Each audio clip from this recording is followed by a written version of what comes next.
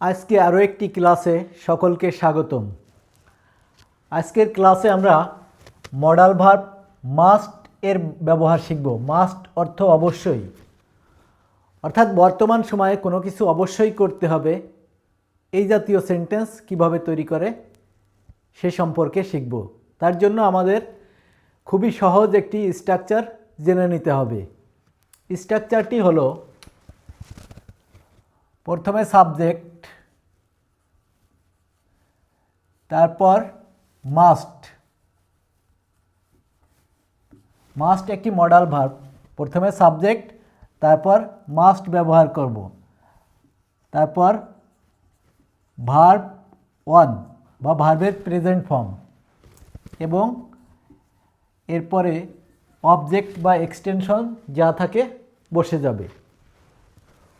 প্রথমে সাবজেক্ট বসবে, তারপরে মাস্ট, তারপরে ভার্ব ওয়ান, তারপর অবজেক্ট বা এক্সটেনশন, বাকি অংশ বসে যাবে। আজকে আমরা মাস্ট দিয়ে যে সেন্টেন্সগুলি তৈরি করব সে সেন্টেন্সগুলো একটু দেখে নেই। আমি অবশ্যই মাছ ধরব, সে অবশ্যই এখানে আসবে, তোমরা অবশ্যই সাহায্য করবে, আমরা অবশ্যই কফি খাবো, আলম অবশ্যই ইংরেজি শিখবে, তারা অবশ্যই ক্রিকেট খেলবে।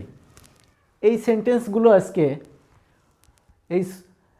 এই সহজ একটি স্ট্রাকচারের মাধ্যমে বা সহজ একটি নিয়মের মাধ্যমে তৈরি করে দেখাবো।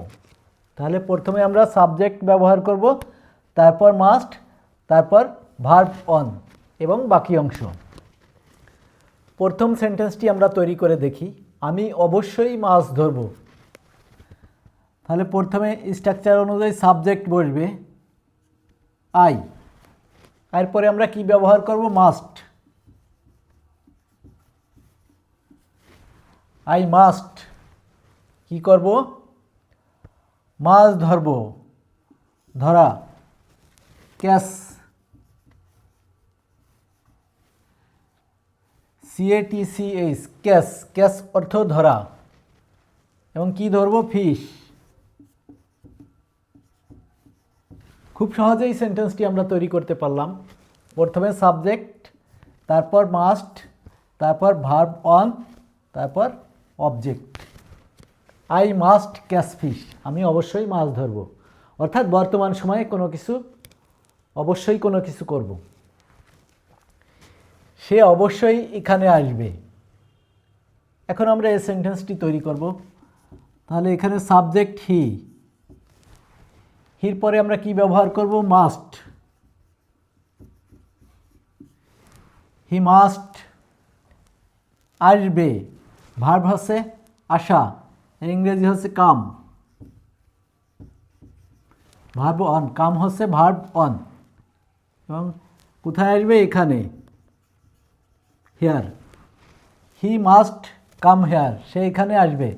প্রথমে সাবজেক্ট, তারপর নিয়ম অনুযায়ী বা স্ট্রাকচার অনুযায়ী আমরা মাস্ট ব্যবহার করেছি এবং ভার্ব অন কাম ব্যবহার করেছি, তারপর অবজেক্ট বা বাকি অংশ বসিয়ে দিছি। সে অবশ্যই এখানে আসবে, হি মাস্ট কাম হেয়ার। তোমরা অবশ্যই সাহায্য করবে। তাহলে এখানে ইউ, সাবজেক্ট ইউ, এরপরে আমরা মাস্ট ব্যবহার করব।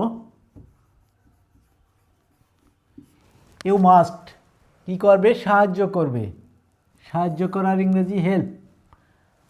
হেল্প হচ্ছে ভার্ব অন।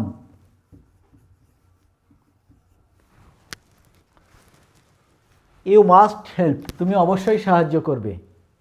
এখানে যদি গরিবদের থাকতো তাহলে আমরা পোর লিখতাম, যেহেতু নেই। তাহলে এখানে স্ট্রাকচার অনুযায়ী বা নিয়ম অনুযায়ী প্রথমে সাবজেক্ট ইউ বসছে, তারপরে আমরা মাস্ট ব্যবহার করেছি এবং তারপর ভার্ব অন বা ভার্বের প্রেজেন্ট ফর্ম ব্যবহার করেছি, হেল্প, সাহায্য করা।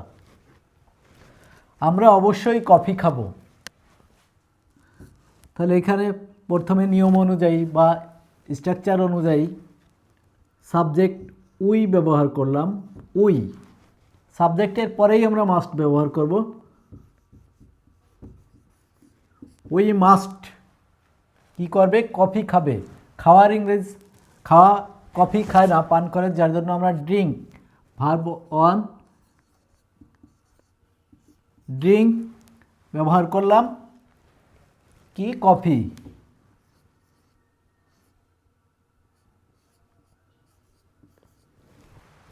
We must drink coffee. তাহলে সাবজেক্ট উই, তারপর আমরা নিয়ম অনুযায়ী মাস্ট ব্যবহার করলাম এবং ভার্ব ওয়ান ড্রিঙ্ক বা ভার্বের প্রেজেন্ট ফর্ম ড্রিঙ্ক ব্যবহার করলাম এবং অবজেক্ট।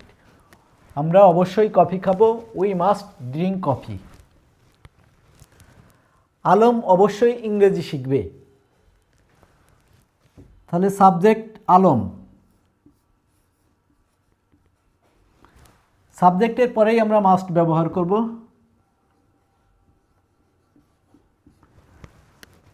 আলম মাস্ট কি করবে? শিখবে। কি শিখবে? ইংরেজি। শিখার English learn, verb learn, learn English. Sorry, এখানে ছোট হাতের এল হবে, লার্ন ইংলিশ। এখানে সাবজেক্ট আলম, তারপরে আমরা মাস্ট ব্যবহার করেছি নিয়ম অনুযায়ী এবং ভার্ব ওয়ান লার্ন ব্যবহার করেছি ইংলিশ। তারা অবশ্যই ক্রিকেট খেলবে। তাহলে সাবজেক্ট দে, তারা। দের পরে আমরা মাস্ট ব্যবহার করব। কি করবে? ক্রিকেট খেলবে, খেলা, প্লে, প্লে ক্রিকেট। নিয়ম অনুযায়ী প্রথমে সাবজেক্ট, তারপর মাস্ট, তারপর ভার্ব ওয়ান বা ভার্বের প্রেজেন্ট ফর্ম প্লে, তারপর অবজেক্ট বা এক্সটেনশন। তারা অবশ্যই ক্রিকেট খেলবে, দে মাস্ট প্লে ক্রিকেট। এভাবে এই মাস্ট এর ব্যবহারের মাধ্যমে আমরা শত শত সেন্টেন্স তৈরি করতে পারি। আমরা সেন্টেন্সগুলো আরেকবার রিভিশন দিয়ে দেখি। আমি অবশ্যই মাছ ধরবো, আই মাস্ট ক্যাচ ফিশ। সে অবশ্যই এখানে আসবে, হি মাস্ট কাম হেয়ার। তোমরা অবশ্যই সাহায্য করবে, ইউ মাস্ট হেল্প। আমরা অবশ্যই কফি খাবো, we must drink coffee. Alam অবশ্যই ইংরেজি শিখবে, আলম মাস্ট লার্ন ইংলিশ। তারা অবশ্যই ক্রিকেট খেলবে, দে মাস্ট প্লে ক্রিকেট। এই ছোট্ট একটি নিয়ম বা স্ট্রাকচার দিয়ে আমরা শত শত সেন্টেন্স তৈরি করতে পারবো ইনশাআল্লাহ।